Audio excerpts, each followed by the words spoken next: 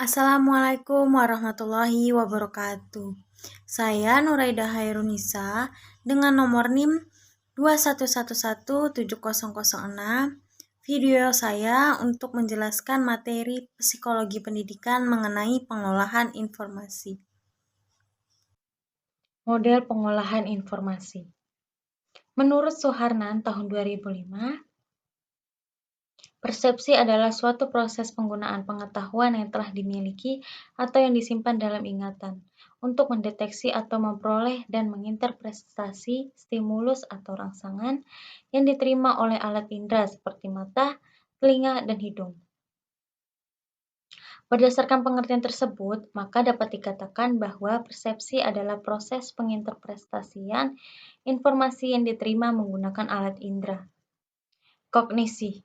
Kognisi biasanya didefinisikan secara sederhana sebagai perolehan pengetahuan. Ada 3 aspek yang relevan dalam persepsi yang berhubungan dengan kognisi manusia, yaitu pertama, ada pencatatan indera. Pencatatan indera adalah sebuah sistem ingatan yang dirancang untuk menyimpan sebuah rekaman mengenai informasi yang diterima oleh sel-sel reseptor.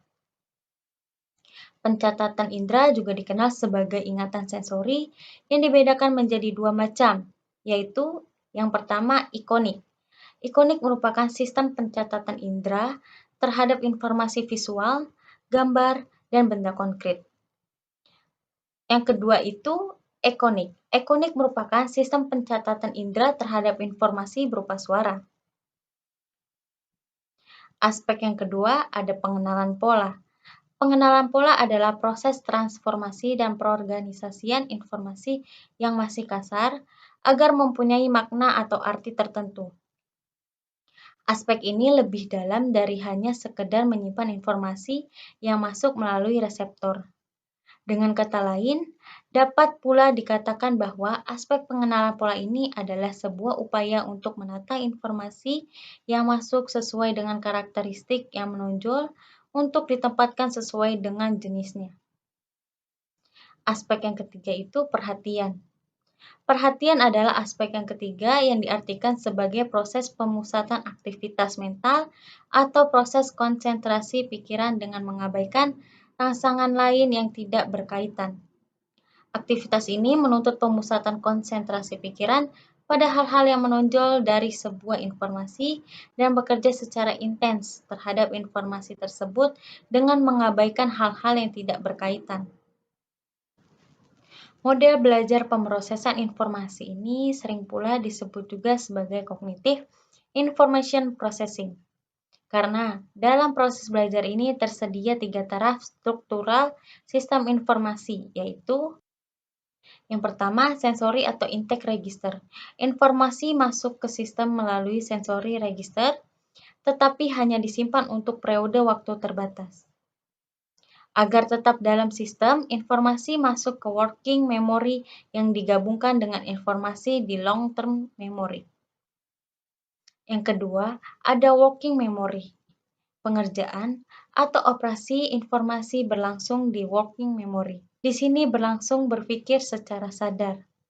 Kelemahan working memory sangat terbatas kapasitas isinya yang memperhatikan sejumlah kecil informasi secara serempak. Yang ketiga itu ada long-term memory, yang secara potensial tidak terbatas kapasitas isinya sehingga mampu menampung seluruh informasi yang sudah dimiliki oleh siswa. Kelemahannya adalah betapa sulitnya mengakses informasi yang tersimpan di dalamnya. Materi yang kedua itu ada memori jangka pendek dan memori jangka panjang. Kita perlu tahu, memori adalah kemampuan mental untuk menyimpan dan mengingat kembali sensasi, kesan, dan ide-ide.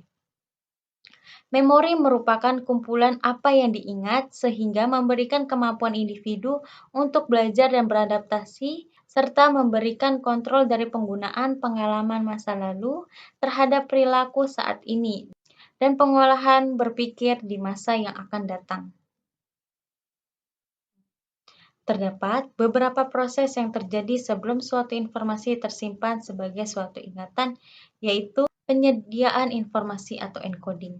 Penyediaan informasi merupakan proses memasukkan informasi dengan mengubah informasi tersebut menjadi sinyal yang dapat diproses oleh otak. 2. Penyimpanan atau storage. Penyimpanan merupakan proses mempertahankan informasi dalam suatu jangka waktu. Layaknya sebuah komputer, informasi yang diterima dapat disimpan dalam jangka waktu sementara atau dalam jangka waktu yang lebih lama. 3. Mengingat kembali atau retrieval. Mengingat kembali merupakan proses mengakses informasi yang telah disimpan untuk digunakan kembali. Proses penyimpanan data ini dapat berupa memori sensorik, memori jangka pendek, dan memori jangka panjang. Memori jangka pendek, yang disebut juga sebagai memori primer atau working memory, menyimpan informasi dalam jangka waktu sementara dengan kapasitas terbatas kurang lebih 2 item dalam satu waktu. Memori jangka pendek menyimpan informasi selama 15-30 detik dan akan hilang bila tidak dilakukan pengulangan. Fungsi memori. Secara garis besar, fungsi kognitif terdiri dari beberapa fungsi, antara lain 1. Fungsi reseptif. Fungsi reseptif yang melibatkan kemampuan untuk mendapatkan informasi. Kedua, memori dan belajar, di mana informasi yang didapat, disimpan, dan dapat dipanggil kembali. 3. Fungsi berpikir. Fungsi berpikir yaitu cara mengorganisasi dan mereorganisasi informasi. 4. Fungsi ekspresif. Fungsi ekspresif yaitu informasi yang diperoleh, kemudian diinformasikan dan digunakan.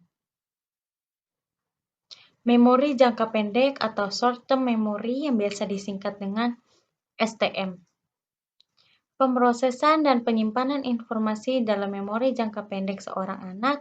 Saat kita berpikir tentang memori, kita sering membayangkan suatu tempat penyimpanan luas yang berisi informasi dan pengetahuan. Jenis memori semacam itu umumnya disebut juga dengan memori jangka panjang atau long-term memory, dan merupakan suatu aspek dari memori kita. Artinya, penyimpanan ini berlangsung dalam jangka waktu yang singkat dan seringkali muncul gejolak-gejolak dalam menemukan identitas atau jati diri mereka sendiri. Sejumlah fitur-fitur istimewa pada STM dan bagaimana fitur-fitur tersebut selaras dengan pemahaman kita tentang pemrosesan dan teori-teori memori. Memori jangka panjang atau long-term memory, yang biasa disingkat sebagai LTM. Memori jangka panjang adalah tempat pembelajaran menyimpan pengetahuan dan keyakinan umum mereka tentang dunia. Hal yang telah mereka pelajari di sekolah dan ingatan mereka tentang berbagai peristiwa dalam kehidupan pribadi mereka. Memori jangka panjang merupakan tempat menyimpan ingatan berbagai hal dan memiliki sifat saling menghubungkan. Memori jangka panjang adalah memori yang sudah termodifikasi dan tersimpan secara menyeluruh dalam otak manusia dan dapat memiliki ingatan yang kuat karena kemampuan memori jangka panjangnya yang bagus. Mereka dapat memindahkan informasi dari memori jangka pendek dengan mengaitkan informasi pengetahuan awal yang dipelajari. Sistem kerja otak. Otak adalah anatomi dalam tubuh kita yang paling penting, karena otak yang mengendalikan semua fungsi tubuh kita. Jika kita dalam kondisi sehat, maka akan mendorong kesehatan tubuh kita, serta akan menunjang kesehatan mental kita. Begitu pula sebaliknya, jika otak kita tidak sehat, maka seluruh fungsi tubuh dan mental kita akan terganggu.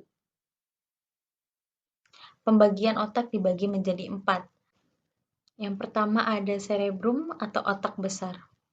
Cerebrum adalah bagian terbesar dari otak manusia yang juga disebut dengan nama cerebral cortex forebrain atau otak depan.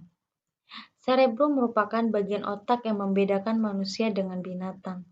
Cerebrum membuat manusia memiliki kemampuan berpikir, analisa, logika, bahasa, kesadaran, perencanaan, memori, dan kemampuan visual. Kecerdasan intelektual atau IQ juga ditentukan oleh kualitas pada bagian otak ini. Kedua, cerebellum atau otak kecil. Cerebellum terletak di bagian belakang kepala dekat dengan ujung leher bagian atas. Cerebellum mengontrol banyak fungsi otomatis otaknya di antara lain mengatur sikap atau posisi tubuh, mengontrol keseimbangan, koordinasi otot, dan gerakan tubuh.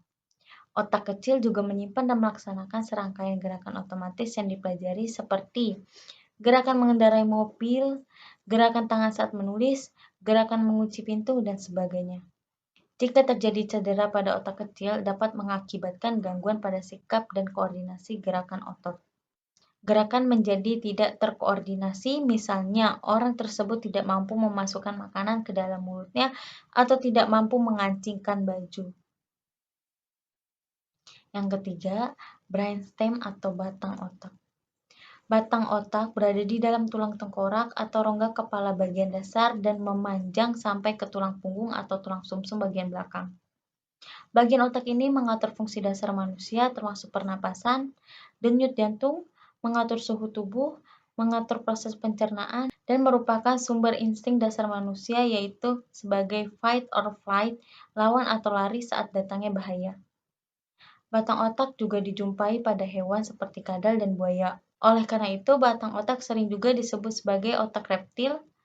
Otak reptil mengatur perasaan teritorial atau insting primitif. Contohnya, Anda akan terasa tidak nyaman atau terancam ketika orang yang Anda tidak kenal terlalu dekat dengan Anda. Yang keempat, limbic system atau sistem limbik. Sistem limbik terletak di bagian tengah otak, membungkus batang otak ibarat kerah baju. Limbik berasal dari bahasa Latin yang berarti kerah. Bagian otak ini sama dimiliki juga oleh hewan mamalia sehingga sering disebut juga dengan otak mamalia. Komponen limbik antara lain hipotalamus, thalamus, amigdala, hipokampus, dan korteks limbik.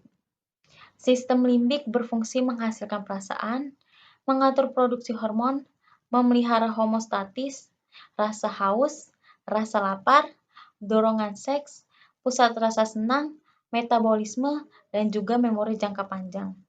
Bagian terpenting dari limbik system adalah hipotalamus yang salah satu fungsinya adalah bagian memutuskan mana yang perlu mendapatkan perhatian dan mana yang tidak. Sekian materi dari saya, kurang lebihnya mohon dimaafkan. Wassalamualaikum warahmatullahi wabarakatuh.